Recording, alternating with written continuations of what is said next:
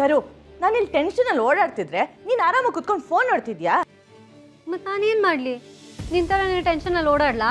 ನೋಡು, ಸುಮ್ಮನೆ ತಲೆ ಹರಟೆ ಮಾತಾಡಬೇಡ. ರಿಂಗ್ ಕಳ್ದು ಹೋಗಿ ಅವ್ರ ಕೈ ಸಿಕ್ಕಿರೋದ್ರಲ್ಲಿ ನಿನ್ನ ಕೈವಾಡ ಏನಾದರೂ ಇದೆಯಾ?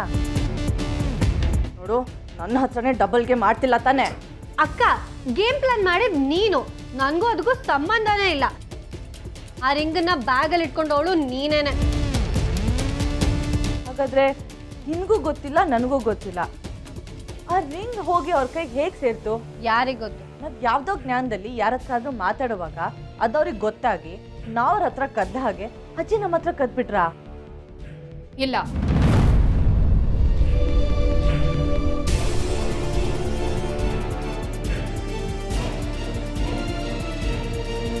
ಹಾಗಾಗಿದ್ದಿದ್ರೆ ಅವ್ರು ನಿಮ್ಮಿಬ್ರಿಗೂ ಬೈದು ಬುದ್ಧಿ ಹೇಳಿ ರಿಂಗ್ ತಗೋತಿದ್ರೆ ಹೊರತು ಕದೀತಿರ್ಲಿಲ್ಲ.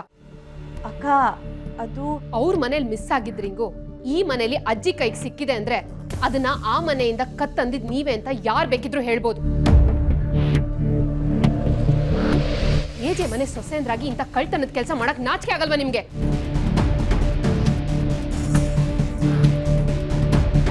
ಅಕ್ಕ, ನಾವೇನೋ ಪ್ಲಾನ್ ಮಾಡಿ ಹೀಗೆ ಮಾಡಿದ್ವಿ, ಆದ್ರೆ ಎಲ್ಲ ನಮ್ಮ ಕುತ್ತಿಗೆಗೆ ಬಂತು. ನಿಮ್ ಕುತ್ತಿಗೆಗೆ ಇನ್ನೂ ಬಂದಿಲ್ಲ. ರಿಂಗ್ ಸಿಕ್ಕಿದ ಖುಷಿಗೆ ರಿಂಗ್ ಕಳ್ದು ಹೋಗಿದ್ರ ಬಗ್ಗೆ ಯಾರು ತಲೆ ಕೆಡಿಸ್ಕೋತಿಲ್ಲ.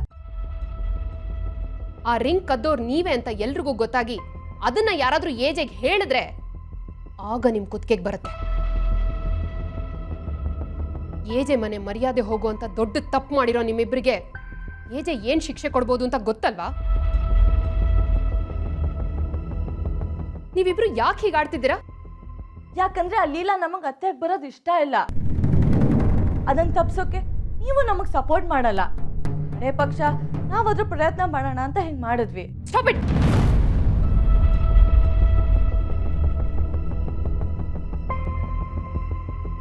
ನಾನು ನಿಮ್ಗೆ ಅವತ್ತೇ ಹೇಳಿದ್ದೀನಿ, ಇಂಥ ಸಿಲ್ಲಿ ಇಡಿಯಾಟಿಕ್ ಪ್ರಯತ್ನಗಳನ್ನ ಮಾಡಬೇಡಿ ಅಂತ. ಅವಳು ನಮ್ಮ ಮನೆಗೆ ಬರೋದನ್ನ ತಡೆಯೋದಕ್ಕೆ ಹೋಗಿ ನೀವೇ ಈ ಮನೆಯಿಂದ ಆಚೆ ಹೋಗೋ ಪರಿಸ್ಥಿತಿ ತಂದ್ಕೋಬೇಡಿ ಅಂತ ಮತ್ತೆ ಮತ್ತೆ ಹೇಳಿದ್ದೀನಿ. ಇನ್ ಮುಂದೇನು ಇಂಥ ಮೂರ್ಖತನದ ಕೆಲಸಗಳು ಮಾಡ್ಕೊಂಡ್ರೆ ಅದರಿಂದ ಆಗೋ ನಿಮ್ಮ ಗತಿಗೆ ನೀವೇ ಹೊಣೆ ಆಗ್ತೀರಾ. ಹಾಗಿದ್ರೆ ಲೀಲಾ ನಮ್ಗೆ ಅತ್ತೆಯಾಗಿ ಬರೋದನ್ನ ತಡಿಯೋಕ್ಕಾಗಲ್ವಾ? ಇದು ಏಜೆ ನಿರ್ಧಾರ. ಏಜೆ ಒಂದ್ಸರ್ತಿ ನಿರ್ಧಾರ ಮಾಡಿದ್ರು ಅಂದ್ರೆ ಅದನ್ನ ಬೇರೆ ಯಾರಿಂದನೂ ಬದಲಾಯಿಸಕ್ ಸಾಧ್ಯ ಇಲ್ಲ. ಅದನ್ನು ಮೀರಿ ಇಂಥ ಪ್ರಯತ್ನಗಳನ್ನ ಮಾಡಕ್ ಹೋದ್ರೆ ಅದು ಬರೀ ವ್ಯರ್ಥ ಆಗಲ್ಲ, ಅನರ್ಥ ಆಗತ್ತೆ.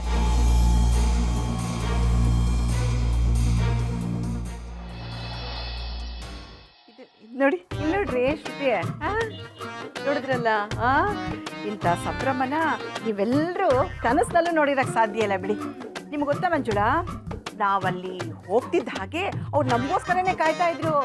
ಆ ಡೆಕೋರೇಷನ್ ನೋಡಬೇಕಾಗಿತ್ತು, ಎಷ್ಟು ಚೆನ್ನಾಗಿತ್ತು ಅಂದರೆ ಈಶ್ವರ, ನಾನು ಭೂಮಿನಲ್ಲಿದ್ದೀನೋ ಇಲ್ಲ ಸ್ವರ್ಗದಲ್ಲೇ ಇದ್ದೀನೋ ಅನ್ನೋ ಥರ ಅನುಮಾನ ಬಂದ್ಬಿಡ್ತು ನನಗೆ. ಹೌದೇನ್ರಿ? ಆ ಮನೇನ ಅಷ್ಟೆಲ್ಲ ಅರೇಂಜ್ ಮಾಡಿದ್ರಾ? ಮನೆ ಅಂತಿರಲ್ಲ, ಅರಮನೆ ಅರಮನೆ. ಅಂತ ಮನೆಗೆ ನಿಮ್ ಲೀಲನೆ ರಾಣಿ ಅಲ್ವೇನ್ರಿ? ರಾಣಿ ಅಂತೆ ರಾಣಿ, ಮಹಾರಾಣಿಯನ್ನೇ. ನಿಮ್ದೇ ಅದೃಷ್ಟ ಕಣ್ರಿ, ಇನ್ಮೇಲೆ ನಿಮ್ ಜೀವನನು ಸುಖದ ಸುಪ್ಪತ್ಕೆ ಮೇಲೆ ಇರುತ್ತೆ. ಇಲ್ಲ ಮಗಳೇ, ಎಲ್ಲಿ ಹೋಗಿದ್ದೆ? ಬಟ್ಟೆನ ಐರನಿಗೆ ಕೊಟ್ಟಿದ್ನಲ್ಲ, ತರದಕ್ಕೆ ಹೋಗಿದ್ದೆ. ನೀನ್ ಯಾಕಮ್ಮ ಹೋಗಿದ್ದೆ? ನಾನು ಚುಕ್ಕಿನ ಹೋಗಿ ತರ್ತಿದ್ವಿ. ತುಂಬಾ ಬಿಸಿಲಲ್ಲಿ ಓಡಾಡ್ಬೇಡ, ಟ್ಯಾನ್ ಆಗ್ತೀಯ. ಅದು ಬಿಸಿಲಲ್ಲಿ ಓಡಾಡೋದು, ಆಮೇಲೆ ಎಸಿಗೆ ಅಡ್ಜಸ್ಟ್ ಆಗದೆ ಇರೋದು ಕಷ್ಟ ಆಗ್ಬಿಡುತ್ತೆ ಮಗಳೇ. ಅದೇ ನೀನ್ ಯಾಕಮ್ಮ ನಿಂತಿದ್ಯಾ? ಒಳಗಡೆ ಹೋಗು. ಈ ಕೌಸಲ್ಯ, ಆ ರಿಂಗು ವಜ್ರದ ರಿಂಗ್ ತರ ಕಾಣಿಸ್ತಿದೆ. ವಜ್ರ ತರ ಏನು? ವಜ್ರನೇ. ಅದು ನೀವೆಲ್ಲ ಒರಿಜಿನಲ್ ವಜ್ರ ನೋಡಿರಲ್ವಲ್ಲ, ಅದಕ್ಕೆ ಪಾಪ ನಿಮ್ಗೆಲ್ಲ ಗೊತ್ತಿಲ್ಲ ಅನ್ಸುತ್ತೆ. ಇದಕ್ಕೇನು ಕಮ್ಮಿ ಇಲ್ಲ. ಓಸೆ ಸಿಕ್ಕಿದ್ರೆ ಎಸಿನೂ ಹಾಸ್ಕೋತೀರಾ, ವಜ್ರನೂ ತಗೋತೀರಾ. ಎಂಗೇಜ್ಮೆಂಟ್ಗೆ ಇಂಥ ರಿಂಗ್ ಹಾಕಿದ್ದಾರೆ ಅಂದ್ರೆ ಇನ್ ಮದ್ವೆಗೆ ಚಿನ್ನದ ಪಲ್ಲಕ್ಕಿನಲ್ಲಿ ಕೂರಿಸ್ತಾರೆ. ಲೀಲಾ, ನೀನೇನಮ್ಮ ಇವ್ರು ಮಾತಾಡೋದನ್ನೆಲ್ಲ ಕೇಳ್ಕೊಂಡು ನಿಂತಿದ್ಯಾ? ಒಳಗಡೆ ಹೋಗು, ದೃಷ್ಟಿ ಆಗ್ಬಿಡುತ್ತೆ. ಕೆಲವ್ರು ಕಣ್ ಸೇರಿ ಇರಲ್ಲ ಅಲ್ವೇನ್ರಿ? ಹೋಗಮ್ಮ.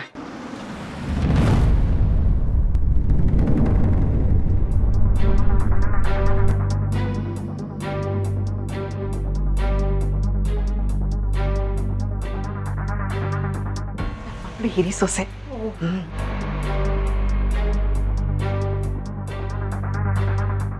ಬನ್ನಿ ಬನ್ನಿ, ನಮಸ್ಕಾರ. ನಾನು ನನ್ನ ಅತ್ತೆ ಆಗೋರ ಜೊತೆ ಸ್ವಲ್ಪ ಪ್ರೈವೇಟಾಗಿ ಮಾತಾಡಬೇಕು. ಲೀಲಾ, ನಿಮ್ಮ ಸೊಸೆ ಆಗೋರ್ನ ಒಳಗಡೆ ಕರ್ಕೊಂಡು ಹೋಗಮ್ಮ. ಹೋಗಿ ಹೋಗಿ, ನಾನು ಬೇಕಾದ್ರೆ ಇಲ್ಲೇ ಇರ್ತೀನಿ. ನೀವು ಹೋಗಿ.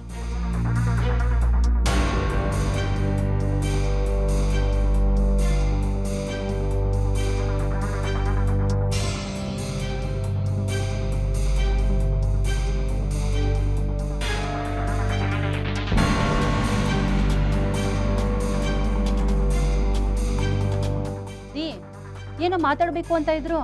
ಇನ್ನೇನಿರುತ್ತೆ ಮಂಜುಳಾ, ಮದುವೆಗೆ ಒಂದಷ್ಟು ಒಡವೆಗಳನ್ನ ತಂದಿರ್ತಾರೆ. ಅದು ನಮ್ಮ ಲೀಲಿಂಗ್ ತೋರಿಸ್ಬೇಕಲ್ವಾ, ಅವಳಿಗೆ ಯಾವ್ದು ಇಷ್ಟ ಆಗುತ್ತೋ ಇಲ್ವೋ ಅಂತ. ಅದನ್ನೆಲ್ಲ ಊರವ್ರ ಮುಂದೆ ತೋರ್ಸೋಕ್ಕಾಗತ್ತೆಯೇ, ಅದಕ್ಕೆ ಒಳಗಡೆ ಕರ್ಕೊಂಡು ಹೋದ್ರು.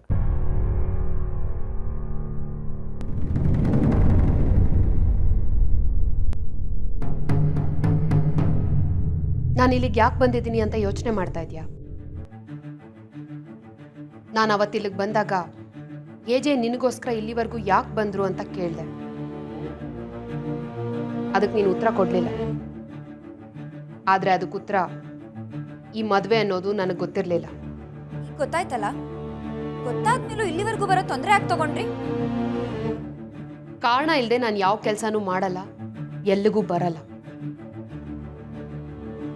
ನಮ್ಮ 3 ಜನ ಸೊಸೆಯಂದ್ರನ್ನ ಅತ್ತೆ ಆಗಿ ಆಳ್ಬೇಕು ಅಂತಾನೆ ಈ ಮದುವೆ ಆಗ್ತಿರೋ ನಿನಗೆ ಒಂದು ಉಡುಗೊರೆ ಕೊಡಬೇಕಿತ್ತು. ಅದಕ್ಕೆ ಬಂದೆ.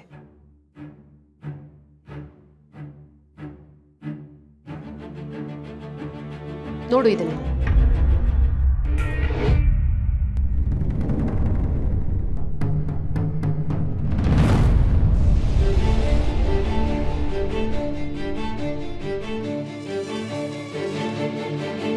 ಇದೇನಿದು? ಅತ್ತೆಗೆ ಮೊದಲನೇ ಉಡುಗೊರೆನೇ ಇಂಥದ್ದ ಅಂತ ಯೋಚನೆ ಮಾಡ್ತಾ ಇದೀಯಾ? ಈ ಉಡುಗೊರೆ ನಿನಗೆ ಆ ಮನೇಲಿ ಸಿಗೋ ವೈಭೋಗಕ್ಕೆ ಒಂದು ಸ್ಯಾಂಪಲ್ ಅಷ್ಟೆ. ಏಜೆ ಅಂದ್ರೆ ಶ್ರೀಮಂತಿಕೆ, ಆಡಂಬರ, ವೈಭೋಗ ಅನ್ನೋದು ಎಲ್ರಿಗೂ ಗೊತ್ತು. ನೀನ್ ಯಾವ ಉದ್ದೇಶಕ್ಕೋಸ್ಕರ ಏಜೆನ್ ಮದ್ವೆ ಆಗಕ್ಕೆ ಒಪ್ಕೊಂಡಿದ್ಯೋ ನನಗದು ಗೊತ್ತಿಲ್ಲ. ಆದ್ರೆ ನಿನ್ನ ಉದ್ದೇಶ ಏನೇ ಇದ್ರೂ ಅದು ಆ ಮನೇಲಿ ನೆರವೇರಲ್ಲ.